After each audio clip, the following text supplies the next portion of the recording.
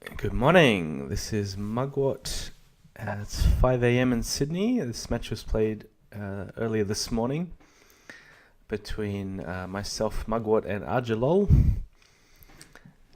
So I had to wake up very early for this one. This is a Wednesday morning here in Sydney. We're just about to get underway. So this is round number 6 of the lichess.org Crazyhouse World Championship. I actually skipped round 5 because I lost in the previous match to Grandmaster Figlude, and when you move into the loser bracket or the elimination bracket, you skip around and you go into round 6. So there's 8 rounds in the elimination bracket before we get to the candidates. And let's do some commentary in game number 1. So we get a very typical e4, e5 opening. We've both got over 3 minutes on the clock so far with the 2-second increment, so fairly standard stuff. But this is a new move to me, knight at g4. I haven't seen this one before. It's actually quite logical to support the knight on f6. I'm thinking about taking on c6 and then sticking the knight back on f5, but I'm also just having a look at a couple of other ideas. I'm not quite sure what I want to do with the bishop in hand. I was thinking about bishop at h3 or bishop at f5, but then probably knight takes f2, especially if the bishop's on h3. I wasn't sure how dangerous was pawn at g4. So knight sits very well on f5 because obviously the threat at some moment is bishop at e7. I'm expecting him to put a bishop there. That's what happens. Just having a sip of coffee. So plenty of time here, 2.5 minutes left. Thinking about what to do with the bishop. Now, I don't feel like I'm in a great hurry in this position because I have f2 very well covered. That's really my only weak point at the moment. So I'm thinking, yeah, just move the queen somewhere, connect the rooks, maybe queen d2. In some other lines, there's some tricks where you can take on c6, on h6, but this is not going to work with the knight on g4. So I'm looking for the right time to play h2, h3, and to force the knight to sack itself on f2. And maybe I'll put tuck the king away to h1 first. We'll see what happens.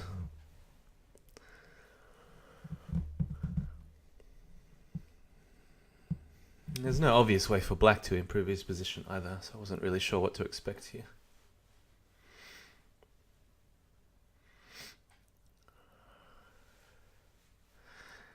Yeah, maybe d5 or rook b8, king h8. There aren't too many fantastic looking moves for black here.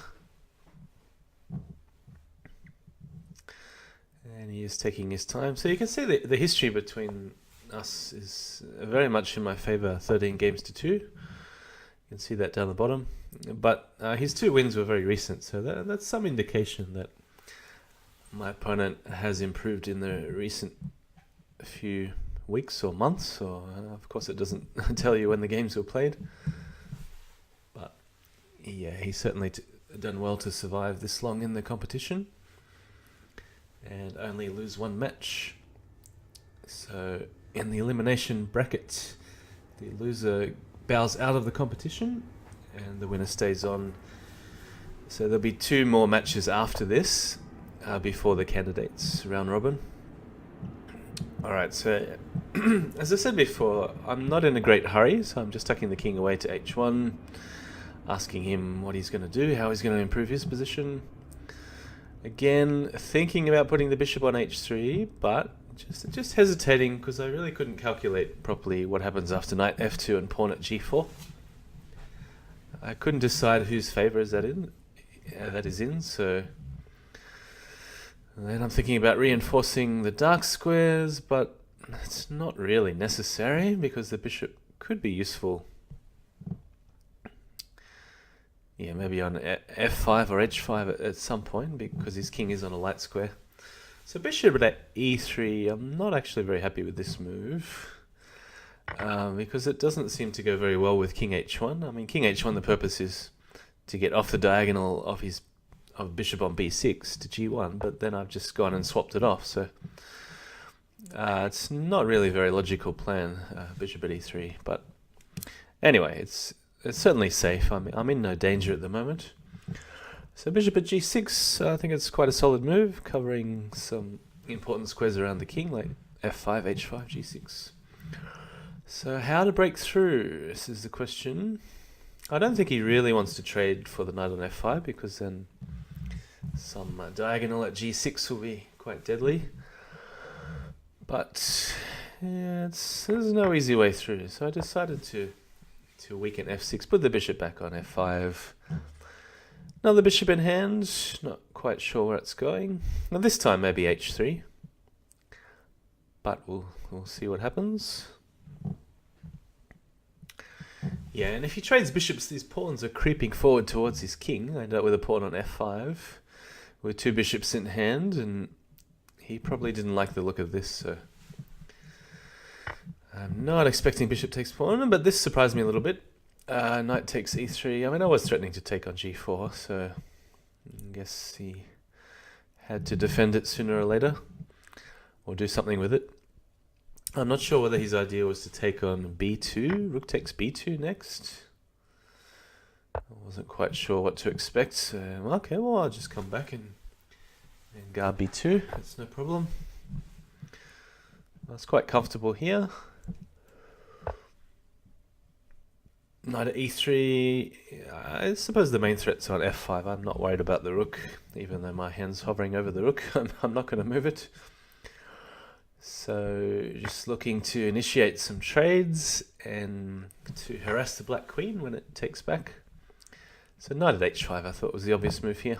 And now I am on the lookout for him sacking the queen for two pieces, and I thought it didn't work, as you're about to see. So he does sack it for the bishop and the knight, but the problem is I've got knight at g5, and the queen is actually hiding, but I do have a queen in hand. The friends are in the way, so I'm getting rid of the online friends. Yeah, but it is a forced mate here.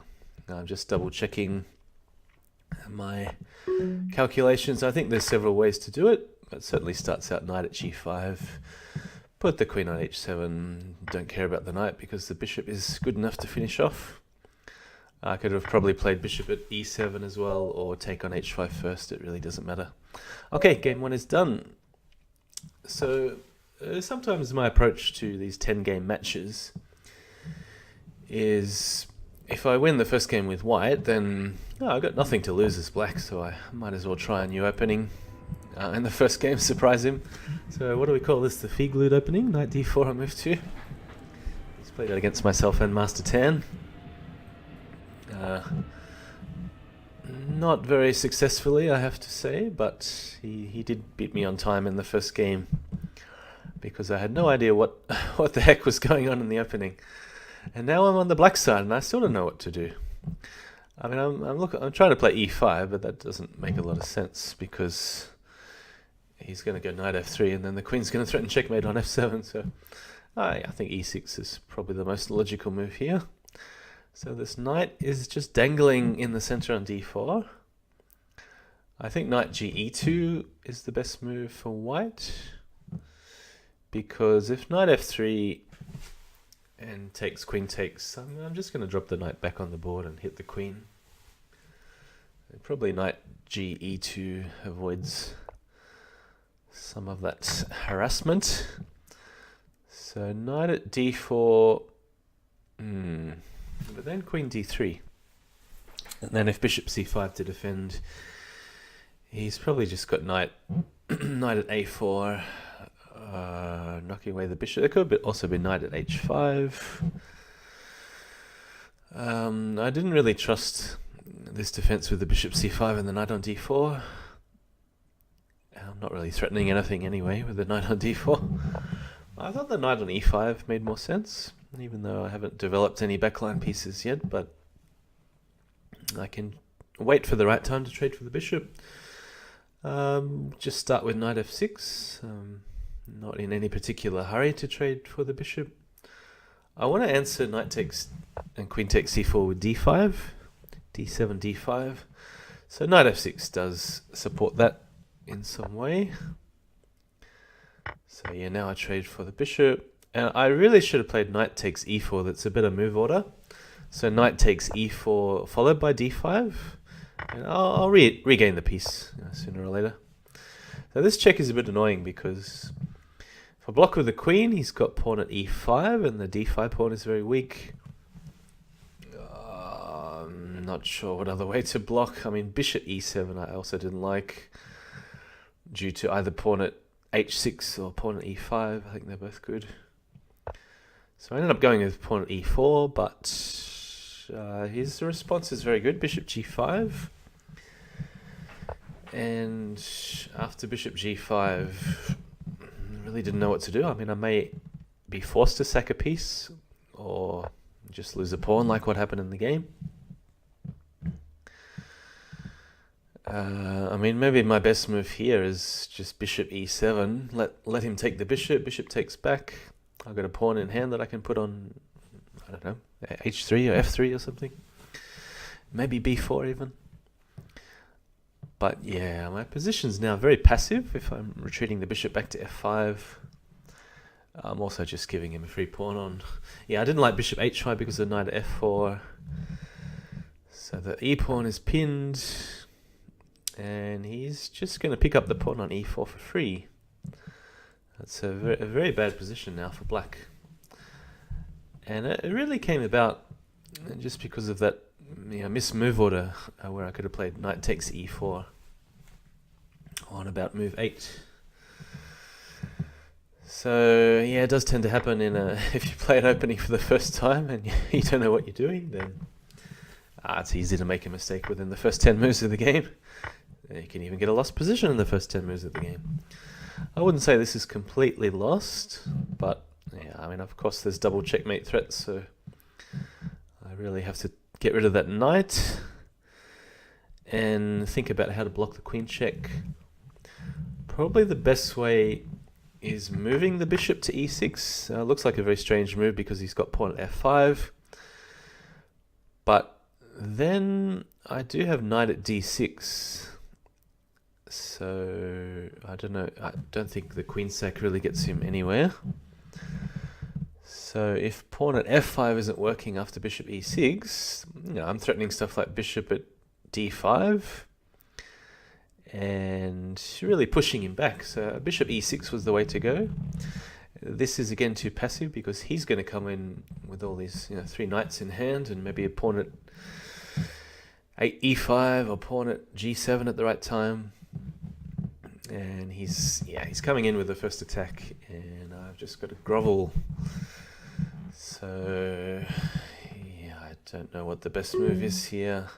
Knight at g7 is coming. So maybe bishop at h6, knight at f5. I wasn't really happy with one of these moves. So I thought, okay, at least give the rook some space. Rook g8. Oh, by the way, I've got 10 seconds left. But I'm more worried about the position, not the time at the moment. So I thought maybe he'd sack the knight on f6 and drop 2 knights back on d5 and f6, but no. Maybe I could have even let him go knight takes f6 and counterattack the queen, something like bishop at f5 or bishop at g6. Probably g6 is a bit more forcing. Because he doesn't have an immediate mate threat on e7 with the bishop on f8, so yeah, probably bishop at g6 would have been better. But here, I mean, he can do whatever he wants. He can just keep taking things on f6. He can go queen takes h7. With only a knight in hand, there's really not much going on in the way of counterattack. So bishop at d7, bishop at a4. He's trying to, I suppose, take a defender away from f6, but wasn't really sure what he was up to. Okay, he's grabbing the rook, he's going knight g7 check, but I'm throwing in a couple of checks just to try and make him block, of course, so he can't castle. But I really wanted time to castle myself. I'm one move behind. And I really need a pawn for e2 to, well, at least attempt some sort of counter-attack, so that's why I'm taking on d4. But yeah, his queen is coming closer after knight at g7, queen takes f7. I really can't afford to go back to c8, so I'm intending to run out to c6. So king d7, king c6. At least the knight drops are covered by the bishop on d2. I mean, I thought I was in a lost position anyway here, but there's still a few, what can you say, practical chances with the time so low. So blocking with the bishop, I'm not really sure why I did that, but make him think about it at least. But yeah, taking with the e pawn does cover e2, and in case that's what he's worried about, it's perfectly safe. I was trying to get in queen takes c2 because there's a couple of threats there, or pseudo threats. So at least there's no force mate. He's unfortunately run out of time, unfortunately for him. Yeah, so I was a bit of material down with the king in a precarious position on b6, but at least I staved off the force mates, made him think a little bit. Okay, so I was very lucky to win that one on time. First two down. Let's move on to game 3. So we have a slight variation here with a6 before d6. So in this position, you don't want to play bishop g5 too early, because then he'll just counter with bishop back to e7. And in that case, the bishop is very well placed on e7, breaking the pin. So it's better to just launch forward, trade a couple of pieces. Now bishop g5 is very strong, because as I found out in a future game, I really don't want to move the queen. It was a sort of similar position where I played queen e8 at the wrong time and suffered immensely because of it. The problem is it weakens the f6 square too much, so just a simple move like knight at h5 there would be very powerful. And if I can get another knight in hand, there's already threats of knight at f6 check. Okay, so he's blocked with the knight. What he was trying to do was to get rid of the bishop on d5 and then play f6. And if he has time to do all this, then maybe it's okay. But, I mean, he first has to break the pin, unless he wants to sack the queen. So, yeah, not too much has happened in the last couple of moves. I thought now's a good time to throw in the knight on h5. That's certainly always a good move when h5 is an unprotected square. So I've managed to trade off the f6 knight. Already intending knight takes g7, pawn at f6. Just trade off as many knights and pawns as I can. Yeah, and I wasn't quite sure how he would respond. I did get the feeling like he was trying to play f6. So, yeah, I'm starting to anticipate now. Bishop takes d5, pawn takes. I wasn't sure whether he'd place f6 then, but if he doesn't, then I can already stick a piece back on f6. So yeah, I've got something in mind.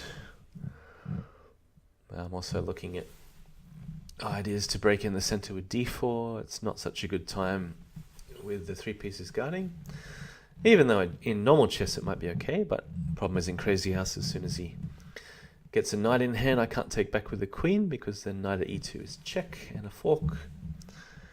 So if I could trade the bishop on c6, then maybe I can push d4, take on e5, try and trade queens, stick a pawn on h6. That attack just plays itself. Okay, so he's done it. He's gone f6. And I started to get a bit suspicious of this move, because I'm not really interested in the knight on c6 yet, but I thought this check is a bit nasty for him. Because if he blocks with the bishop, of course, I can always just take it and repeat. And he certainly never wants to take on g5, because knight takes is too strong. But this can be answered by bishop takes f6. Now, it looks like rook takes is forced. But then I simply want to get rid of the rook, get a knight in hand for f7. And I think this is already decisive. I mean, he has to defend f7, but he's also got to worry about moves like pawn at h6 coming if I have another diagonal. Decided just to play a very straightforward approach, trade the bishop and stick the knight back on f7. So he's defending that, but now I can, grab another pawn, stick one on h6, and yeah, it's pretty much indefensible after pawn at h6. I'm just double checking there's no mates, with rook at f8. I mean, rook at f8 is surely a good move, but I thought this was simplest, just stick a pawn on h6. Again, I'm just sizing up my options. If there's a better way to deflect the knight on e7, like knight at d5 or knight at f5, something like this, but no, I thought this was by far the simplest. And that's it, there's no good defense. Okay, so 3 out of 3. Things have been going pretty well with the white pieces, but I'm switching it up with black. So we've had 4 different openings so far. Alright, we've had plenty of this in previous matches, so no need to commentate too much so far. Yeah, there's lots of moves here. You can take on d5, bishop b5, bishop c4, d4. They're all perfectly reasonable. Alright, so I'm actually a lot more familiar with this. If you've seen the video against Figlude, then I played the white position here 4 times out of 5. And I had actually a horrible score with white in that match. I only scored 1 out of 5 with white. And only 1 out of 4 in that opening, so I really don't know whether it had anything to do with the opening, but not very familiar with the black pieces, but yeah, this is a totally different position now because he hasn't castled, he hasn't given me an opportunity to grab a couple of pawns for g4 and so on. Okay, so a knight at h5, I mean, in Bughouse, you would almost always play the automatic rook g8. But in Crazyhouse, because he doesn't have infinite material coming from the other board, I thought castling actually makes more sense. So I'm just telling myself, no queen, no rook, even no knight. I'm allowing pawn at h6, and I'm just going to grab as much material as I can. So trying especially not to let him trade a knight. So I'm going to keep that knight at c6. Well, I mean, I've got intentions of taking on d4, but just making sure he can't, sack a queen for it and then drop it back on f6 with check. So I don't want to play g6 because then probably just bishop g5, trying to take over the f6 square. It's too weakening for the f6 square. So yeah, this is what I was expecting. He's probably just going to drop the queen back to d1. There's no harm throwing in a check. I thought because the rook may be on pre anyway, I might as well do it with the rook. And if he puts a pawn on e3 as expected, then that does block out the c1 bishop. But okay, my biggest danger is actually the knight on d4. I can let him take on g7. I don't care too much about that. But I have to stop him taking knight on d4.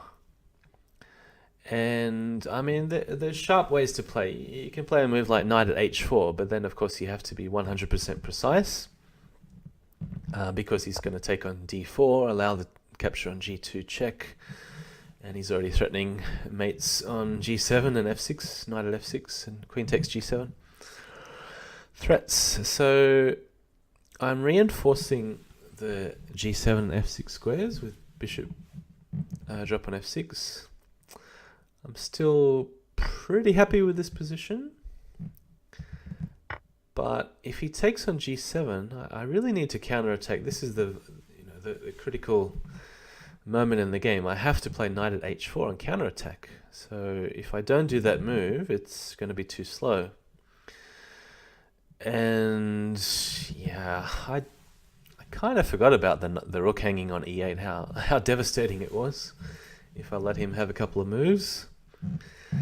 Because as we're about to see, there is a forced checkmate if I let him take on e8 and then have another move. We'll see if you can find it. But yeah, knight at h4, the point was if he goes rook g1, then I can take on c3 with check, drop another knight back on f3, and then the attack crashes through. But here I'm going to be one move too slow, because if he takes the rook, I can't take on g2, as we are about to see. So I've spent a long time on pawn at h3, but it was actually the wrong move. I should have played knight at h4 instead. And just thrown everything into the attack, because it was too late to save both the knight on d4 and the rook on e8. So here, I do not know the best move from here. Thought about trading on c3, but that doesn't really help me get in with the first check. Maybe even somehow withdrawing the knight, maybe knight back to e6, but it just looks so bad. Bishop at f6 threatens the queen and threatens mate. But yeah, here's the moment. He actually missed a force mate in 8. And I'm shaking my head because I thought it was a force mate in 3 or 4 or something with rook at h8. So rook at h8 is the move, followed by queen takes d4 check. What I didn't see is that it's not mate in 2 moves from there, because I can stick a rook back on f6. And then when the king goes to g8, knight at h6 is not checkmate. But he can still mate anyway pretty easily with knight takes f6 check and then the rook at h8 again. So he's missed the mate. I can't believe my luck in this game, but I'm down on time. He's covered g2, which is, well, if he didn't see the mate, of course, that's very sensible. He's got threats now of pawn at g7. So, I mean, I thought I had to attack, otherwise I'm just too much material down. So here we go. He goes nothing. And if pawn at g7, I should have taken a risk with king g8, and then at least I have some threats. But yeah, here the problem is I have to pull everything back in defense. He's covering g2. He's just way too much material up. At least king g8 would have maintained the threat of initiative with bishop takes g2 check. So the problem is here I have absolutely no attack. I'm way down on material, down on time. I don't think even a miracle is going to save me here. I mean, I'm trying to block out the queen, but no, it's too far gone, this one. There's no saving this game. So it's a bit reminiscent of game 2 with the king on the run, but this time I'm coming back to c8. I'm not getting mated again, but yeah, it's too much material. So he sacked the fake queen. I don't get a queen back in hand. Take on f3. Yeah, there's no more checks for me. My checks are run out. Trying to distract the queen, hoping for something, but he doesn't take it back. That's quite smart. I think now he does, but I don't think rook at g8 was getting anywhere. You'd probably go start out with bishop takes d7 check. So I'm trying to cover d7. I'm trying to launch some attack on e2, but no, I got nothing here. It's just way too slow. I don't have enough pawns for an attack on f3 and g2. Yeah, I got really no ideas what to do here, so I ended up flagging as I dropped the knight on b6. Okay, so well played, arjelol. It's 3-1. And let's move on to game 4. Okay, so we have 3 times e4, e5. Okay, but this is a twist. He's gone early bishop c5. I'm a little bit familiar with this, so I'm quite happy to swap queens at an early stage. My king is very safe. Got intentions of sacking a knight on f7, so drawing the king out. His bishop's going to be very loose on d4, so I'm looking for a square like c4 for the queen. Now if he drops the knight back on e6 to defend the bishop, there's a trap. You don't put a pawn on f5 because there's a queen on a5 check, but it's better to play pawn at d5, and then that's a way to win your piece back. So I'm expecting knight at e6, but we'll see if he surprises me.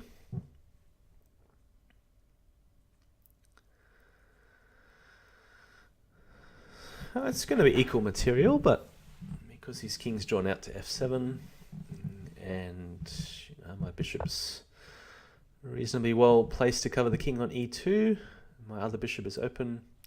So he's going for activity, sacrificing a pawn. It's an interesting move. But yeah, I really don't know what I'm thinking about here because I've got to take on d5 and take on d4. Queen takes c7 gets nowhere, so yeah, I got to do it. Taking on d4 also makes no sense at all. So okay. Just double checking knight at e6 doesn't save the piece, but this time I certainly can play pawn at f5.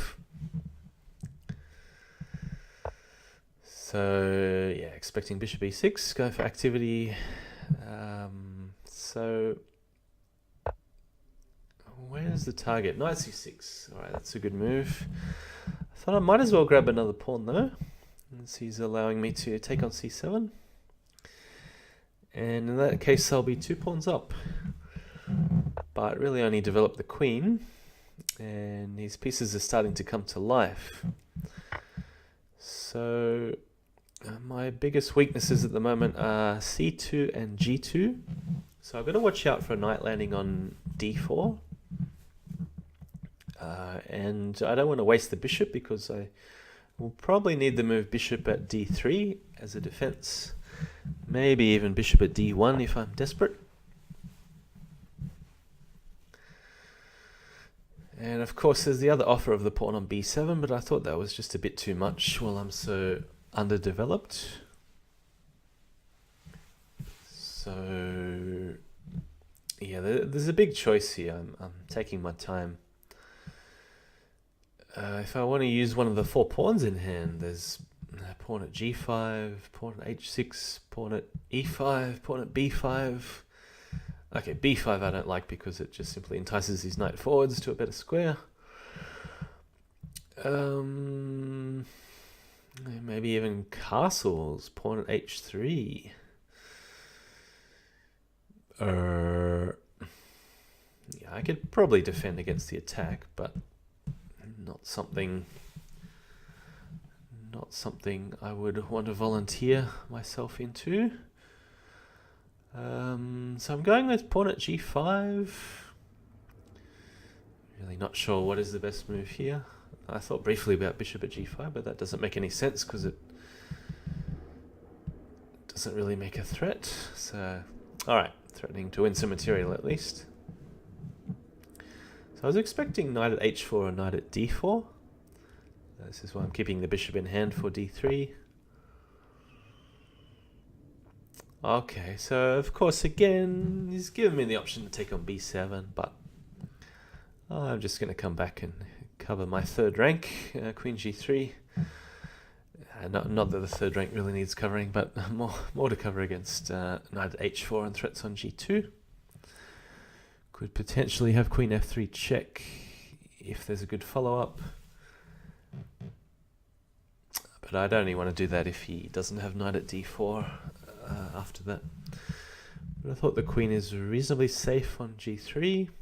He's got knight at e4 if he wants, but perhaps then it's a good time to play queen f3 check. Other ideas, I want to cover c2.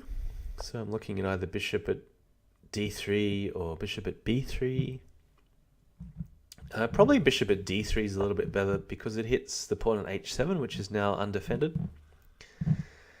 And if he moves the king back, I could just follow it up with g6. Alright, so his king is in relative safety, but I'm going to try and use this g5 pawn to launch an attack on the dark squares. And if he attacks my queen, I'm just going to leave it there and say, so what? My attack is much, much faster than yours. So I'm getting a pawn, a knight, opening the h-file. I could even take the rook on f8, but I don't want it because I think I already have a strong enough attack with the pieces I've got in hand. Can also trade another knight on d5. So I don't even want the rook on f8. I'm happy to just take back the knight, keep my king safe, open the h file, and just say, how are you going to defend against all these pawns coming in on f6, e7? All right, so yeah, pawn at f6 made the most sense to me. There's of course other moves too, but I thought this is the most direct. Yeah, expecting knight sack because I'm going to trade for the knight anyway. All right, that move's pretty obvious. Knight h5, just pick up the rook. All right, so I thought I had enough pieces in hand to at least do some damage. I don't think I had a forced mate, but yeah, you'd take white any day here with the exposed king. So I've got rid of all the pawns around the king. So he's still got no direct threats, so he can't really afford to sack a queen. Yeah, just take back the bishop, intending knight at d5 check. So by this he's covering the d6 square, which could be important for a pawn drop. Alright, so now knight at d5 makes the most sense. Yeah, intending bishop f4 check if he allows it, but okay, we'll just take over the back rank. He's got to drop a queen. And yeah, there's multiple mates. Take the queen, queen at c7. I could even throw in bishop at f6 check first, block out the bishop on b4. Okay, so the score is now 4-1. We're halfway through the match. Well, unless it's tied at 5-all. Okay, so this is the first time I played e4, e5 as black. Just a main line. Thinking about playing some move before castles, but I just go with the main line. h6 is playable here. Okay, so knight g5 is the move. And it's been a long time since I played this sort of stuff as black, so I'm already out of book. Well, a queen move to cover f7, but I wasn't sure about the subtlety between queen e8 and queen e7, and I only realized after a few moves that it's actually much better to play queen e7. And the reason is because when he swaps off the knight from f6, he's going to be threatening knight at f6 check eventually, once he has enough knights in hand. For instance, yeah, I mean, he can trade the knight on c6 and then play moves like knight at h6 check and then knight at f6. And the queen on e7 turns out to be much better placed. Bishop e6 is already a catastrophic mistake. I needed to either block out his queen with knight at g4 or play knight at f6 defending h7 and h5. So yeah, this is a devastating attack. It's resignable already. I can't take it because the queen h5 is just too strong. Knight has to block. He's got whatever. Knight at f6, bishop takes h6. And yeah, you can see the queen is horribly misplaced on e8 because of the potential fork on f6. So I thought I can't take it. He's threatening knight at f6, so I have to cover that square. I mean, maybe a sad move like queen e7 is the best move here, but I couldn't bring myself to play queen e7, so I'm going to take whatever I can. Sack the queen. But yeah, even practically speaking, it's absolutely hopeless. So yeah, what was the... Well, queen e8 was a mistake, but yeah, bishop e6 was the real howler, allowing knight takes h7. I needed to put the knight back on immediately. So he's thinking about it, but I'm assuming he's going to sack the queen. stick the knight back on f6, because the point is there that the bishop on g4 is a useless attacking piece by itself, so I need two knights in hand to really make a dent. Even one pawn on e2 isn't enough because he'll move the bishop out of the way from c1. Not to mention that he's got the first attack anyway, so it's absolutely hopeless. And I'm assuming I'm going to go down, so 4 games to 2, but I guess he's just double checking himself to make sure I don't have a surprise counter attack. But no, there's nothing to see here, nothing going on.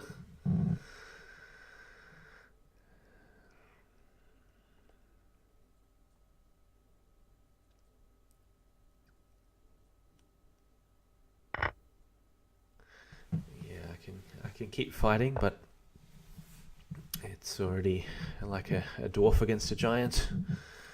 So whether I take it or whether I play king h8, it's just so bad.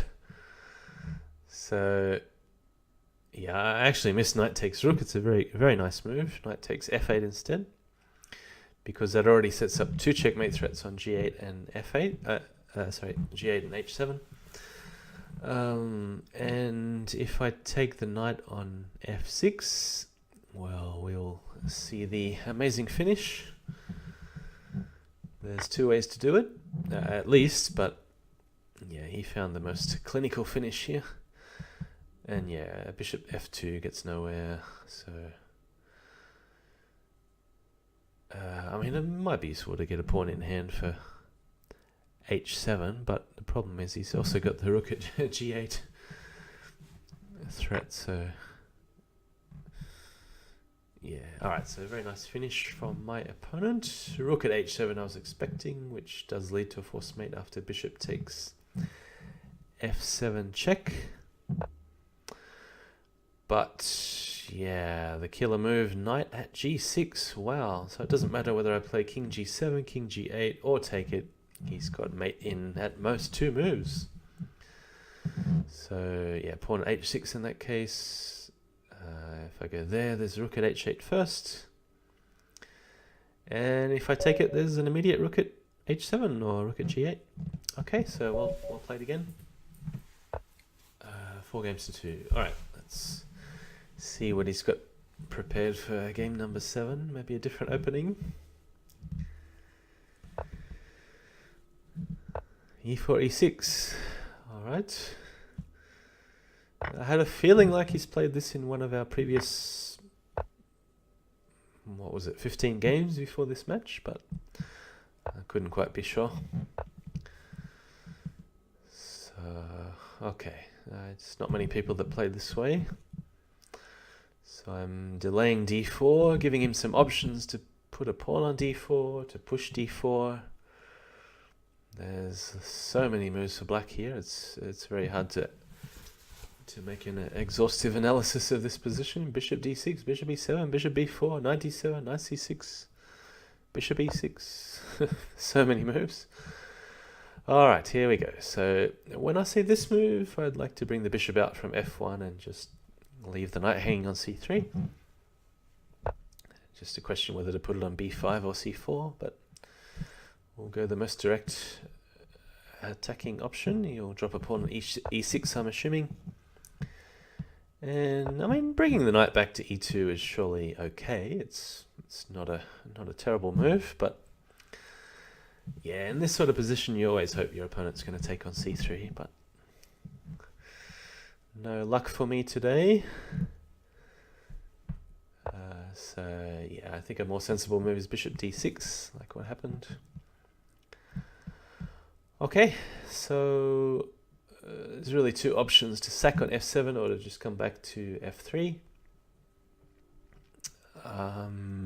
Probably should have sacked on f7 because I can follow it up with either pawn at f5, which I was mainly looking at, but also pawn at g5 is really annoying for black because the knight's got nowhere good to go. But I thought, I'll just come back to f3. It's surely an equal position at worst. I'm still quite happy if he takes a knight on c3, Because before I take the pawn back, I'll probably just stick a pawn back on e5 and win the piece back that way. And if the c3 pawn takes either b2 or d2, it just helps open up lines for the queen and the bishop, depending on which way it takes. Okay, knight c6. So by doing this, he's covering the e5 square, making pawn at e5 unavailable. So I felt like here I probably should move the knight from c3. Yeah, b5 is the most obvious choice. And I was not even intending on taking on d4, because at the end he's got a bishop takes h2 check. And it seems like in that case black is taking over the initiative. But I sort of wanted to scare him into defending the pawn on d4, but once he realized there's no way, yeah, I'll take the bishop instead. So knight takes, queen takes, bishop back. There's either bishop at g3, bishop at a3 is also a funny looking option if I want to stop castling. But I thought this is safer because it's closer to my king. Okay, so what are we expecting? Just queen d8, I suppose. Queen e7 is playable. Alright, so I want to open up that c1 bishop for g5, d2, d3. Other options, I was briefly considering dropping the pawn back on e5 or g5, but I can leave that for later. If I provoke the knight to move, then it's not pinnable anymore, so I'm aiming for bishop g5. And I'll see if he's brave enough to castle. Yeah, it's a bit tricky to find a move. Of course, bishop d7 just drops a pawn on c7. Yep, I thought this was his best move, knight at f5. Rook e1, maybe it's not even necessary to do this move. Could probably just play bishop g5. Alright, so he's covered the h6 square. That was the other point of knight at f5. And I'm intending to go pawn at e5 next, so I'm expecting h6, takes, queen takes. I'm not sure how trusty pawn takes is, but alright, this way it gives me a pawn on c7, which took me a little bit of time to spot, but yeah, at first I was looking at moves like knight at g4, knight at e4, pawn at e5, knock around the queen. Then I realized it really wasn't getting anywhere, so why not pick off a pawn? I think my king is pretty safe. So yeah, dropping the bishop back there is probably his best option to counterattack. Got to watch out for moves like knight to h4, because there's then immense pressure on the knight on f3. Alright, so hit the queen. I want knight at f4 next. So here the game is going to become very sharp, because his queen is going to be dangling on the edge of a cliff when it comes down to g4. And in the next couple of moves after knight at f4, queen g4, I missed the move rook e4. I didn't even see it was possible. So rook e4 would have been the best move here. Not even so much to set up a discovered attack like knight takes c6, but more the point just to trap the queen with h3. So the other move here is pawn at g3, and this is what I went with. I mean, it looks pretty safe.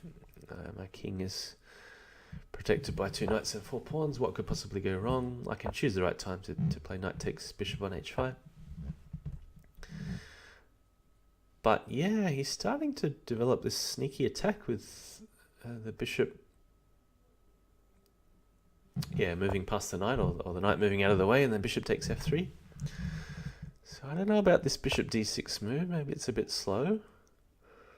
Uh-oh, he's now it's just we're just going to hammer away at each other, because just blow for blow. I take the rook, he takes the knight.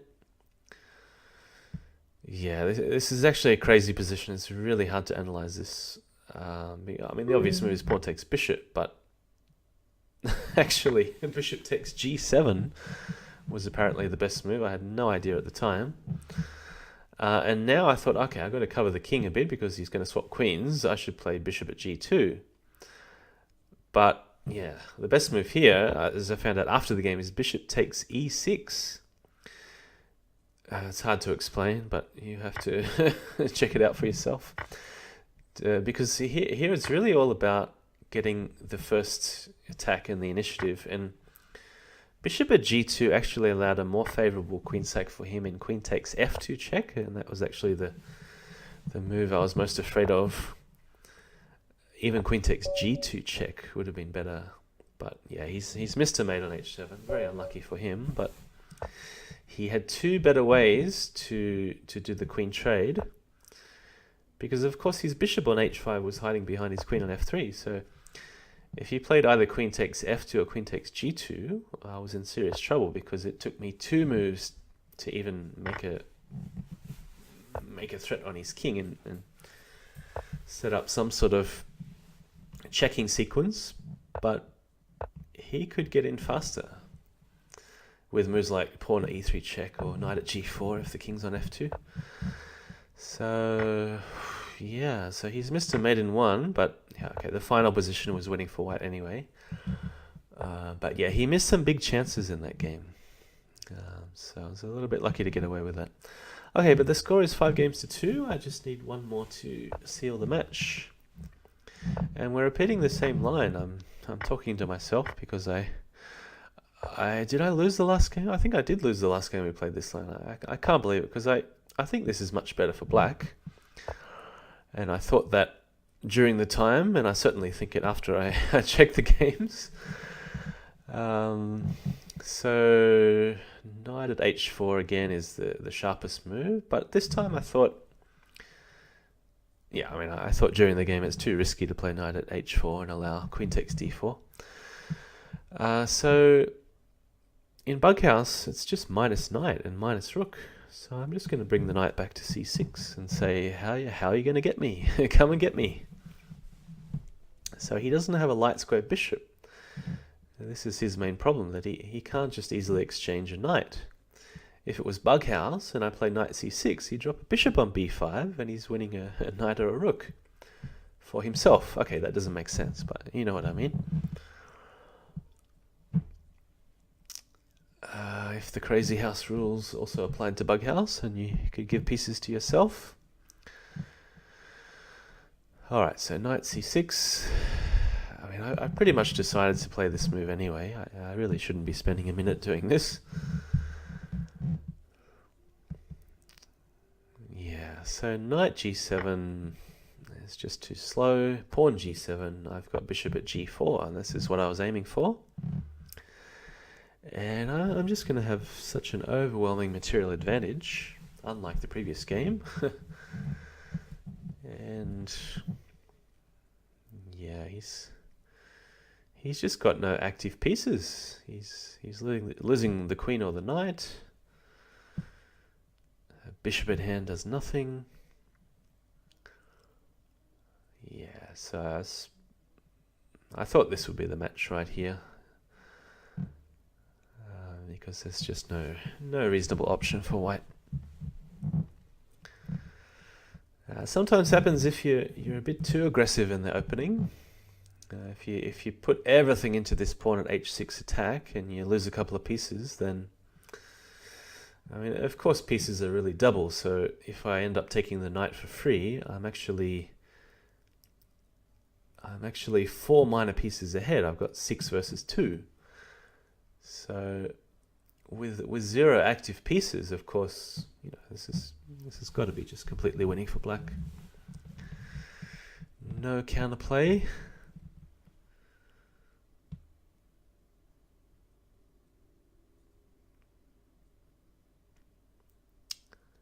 So yeah, the match has been going about 54 minutes. Should be about to finish soon. He's spending about a minute and a half on this move, but yeah, obviously there's nothing. Okay, so he's got relative safety, but I thought I could afford to give away a bishop. It doesn't seem to do him any good, and start hacking away at that white pawn mass over there, chipping away at the ice. going to put a hole right through the ice on g2. Okay, so take on h3. And I'm already intending, because he doesn't have a knight in hand yet, I want to play bishop takes f3, knight at g5, knight at f3, and checkmate. And I thought it was completely unstoppable. There may be other moves too, like pawn at g2, but bishop takes f3 is really does the business. So yeah, just having one last look if I've got anything else. I mean, I saw bishop takes f3 pretty much straight away, but okay. So he can last about 5 or 6 moves, and that is going to be it.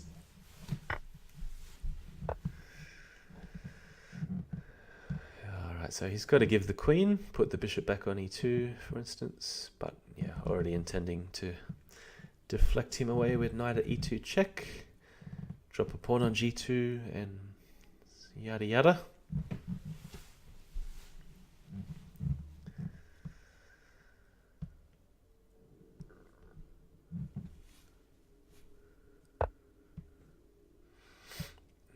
There's nothing that can go wrong here.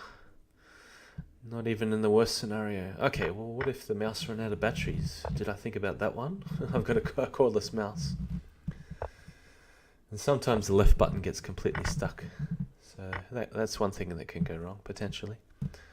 I don't have any keyboard input set up, so... Alright, just thinking of the cutest way to do this. So clear the g file for the queen and bishop at f3 to finish, and that is it. So that's the match, 6-2. Just going to ask my opponent if he wants to play a couple more just for fun, and we'll keep it on the video.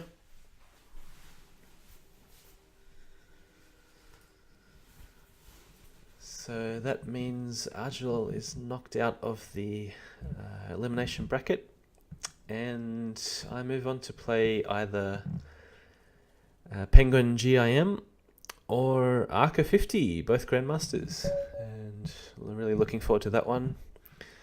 They haven't played their match yet, and we're a couple of days behind, so I'm not sure how fussed the organizer Fishy Vishy is if we end up a week behind, but yeah, I don't mind waiting a week or two to play the next match. I'm in no rush. Alright, so I've just thrown in a different opening with knight f3 and d4 for game number 9. Doesn't count for anything. Okay, we'll take that. Trying to make a slight weakness on both d6 and e6, but there's not too much to work with at this stage. Very symmetrical pawn structure when he takes on d3. No, he doesn't. Okay, so I've got to decide whether to put the bishop on a dark square or a light square, but I can do that later, make that decision later.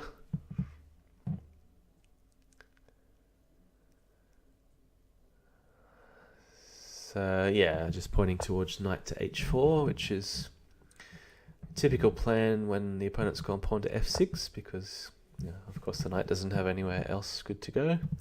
Can easily get stuck in a pin, so might as well get it out of the way and trade it off first. Already threatening take, and bishop at e6 check.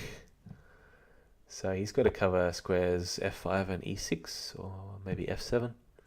Okay, there he goes. Now I'm looking at dropping the bishop on g3 with ideas of knight b5. Yeah, I thought he might cover that with a move like a6 or trade the bishop first.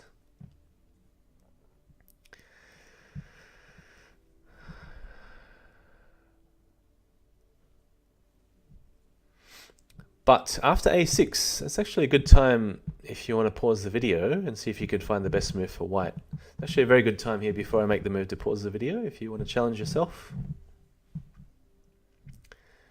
Because I had a feeling what the right move was, and it turned out my intuition is correct. The best move is in fact a knight takes d5. So with the idea of the same tactic to trade the bishops, deflect the pawn away from e6 and stick the bishop back on e6 to check. So it does work. I end up netting a pawn as a result of this big trade. And of course, if he takes on d3, then I can always go knight takes e7 with check.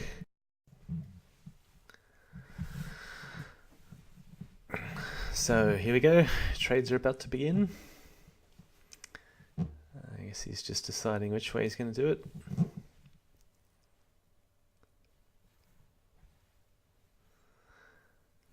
Yeah, I wasn't too fussed which way he goes. I think it all turns out pretty good for white in the end. So bishop at e6 is the trick.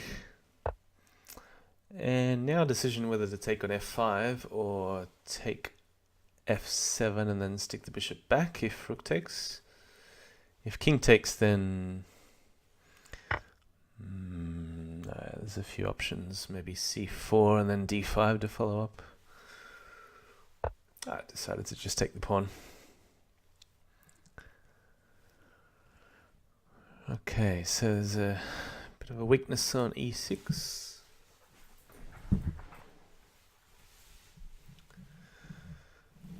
As well as, you know, I've got 2 pawns for the piece. Maybe it was a little bit better to do it the other way and take on f7, but pretty happy having all these central pawns. Yeah, maybe pawn at e6 was a bit better, but yeah, I think it all works out just fine. As long as I'm keeping up the attack on the light squares, pawns are coming closer. Alright, so it turns out after all these trades that I am a pawn up. I could still put a pawn back on e6 and then just take f7. Maybe then bishop at e6 to follow up with, or d5 first. I decided to play it safe, just come back with the bishop. Stay a pawn up. I mean, I have no weaknesses, I'm always going to be a pawn up in this position, so nothing to lose, nothing to fear.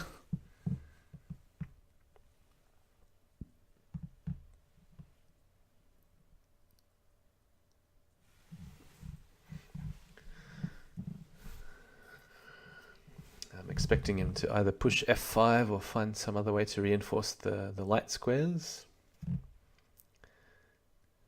Maybe even bishop at h5 or bishop at c8, or something like this. Bishop at d7, alright. So I can trade, and thinking about knight at b6. Is a rook really that useful? But yeah, d5 first. So if it comes to e5, I'll probably trade it off. But here now the rooks are disconnected, so that's a whole rook on a8.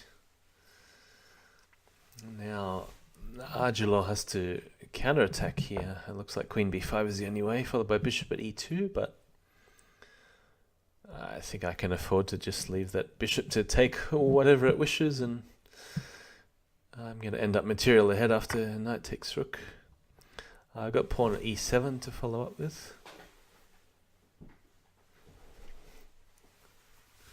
So bishop at e2 I don't want to take because that entices the queen closer. I'd rather just leave it there and go for the counterattack. And just pretend like nothing happened and just play pawn at e7. It looks pretty good to me.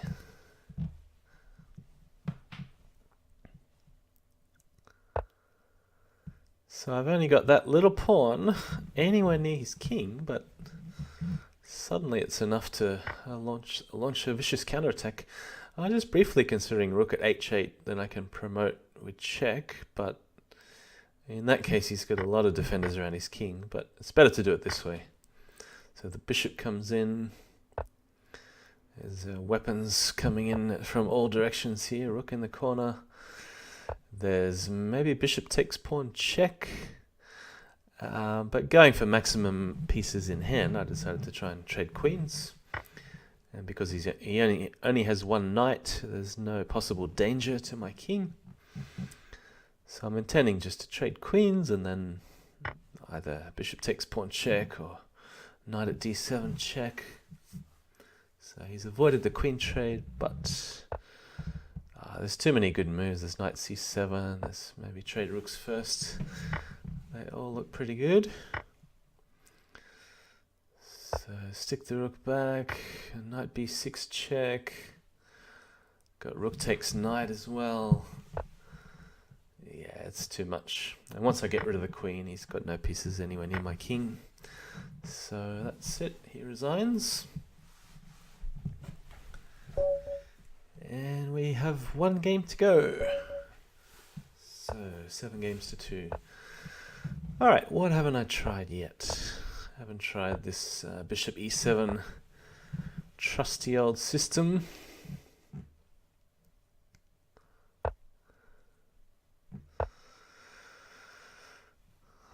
So you usually try and castle early, but with d4, I think the best way to play is this gambit with d5. So there's many ways that white can take the pawn.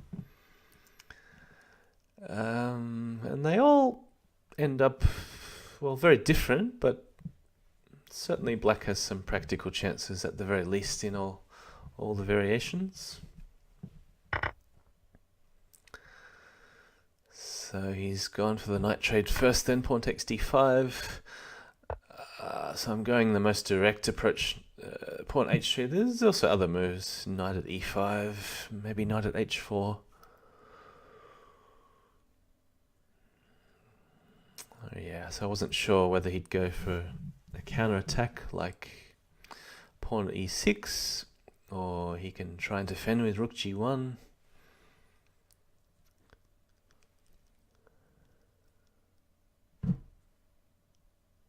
If he goes pawn takes c6, I think in that case I'm happy to trade queens and try and find a way to stop bishop takes f7 check, maybe stick a knight on e5 for instance. Okay, but this way, I don't know whether he should have taken back with a d pawn. There was also pawn at f7 check first. Alright, so here I'm going to take my time because I'm firstly trying to evaluate whether he has any decisive threats of either pawn at f7 or pawn at d7 or queen at f7. So, I mean, if he doesn't have decisive threats, then I can start with h takes g2. If I don't like something about pawn at d7 or pawn at f7, for instance, then I could drop the queen on. Now I'm looking at options of queen at d4, queen at d6, queen at g4. They're the main 3.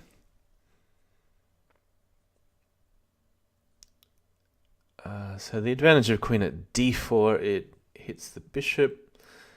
Maybe make him waste a pawn. If he could put a queen on, I guess. The advantage of queen at g4 is it seems to force queen at e2, otherwise the bishop has to come back and then he's dropping the e6 pawn. Now with queen at e2,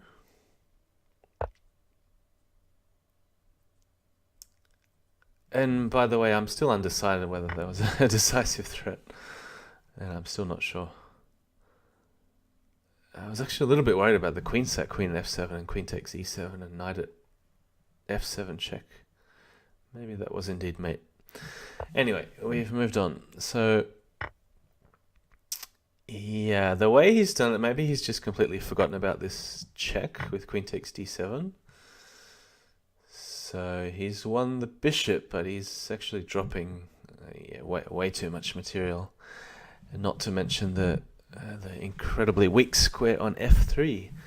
So yeah, it's already a massive advantage to black, but maybe he could have dropped the pawn on f7, or I don't know, just save the rook and then traded queens. I think he wasn't in such a bad position, but yeah, he's once he goes material down, he's always got to watch this queen on h1, this fake queen on h1. Always intending to sack it on e1, but Once his queen comes forward, I've got ideas of blocking it out with pawn at e2 check, and then maybe sacking the queen on e1. I actually missed a mate in one here with knight at f1 check, but it doesn't matter. I mean, anything mates. Stick the rook back on. And it's a cute little mate to finish by deflecting the queen away from e1 with bishop at f4. And if he blocks, I've also got e1 equals queen. So this is the last move of the game, or the series rather. It's a promotion with checkmate. Okay, that is it. 8 games to 2. I have taken the match and survived, stayed in the competition. So next match, round 7, it will either be against GM Penguin or Arca 50. So good luck to those players. I will see them in round 7. Thanks everybody for watching. See you next time.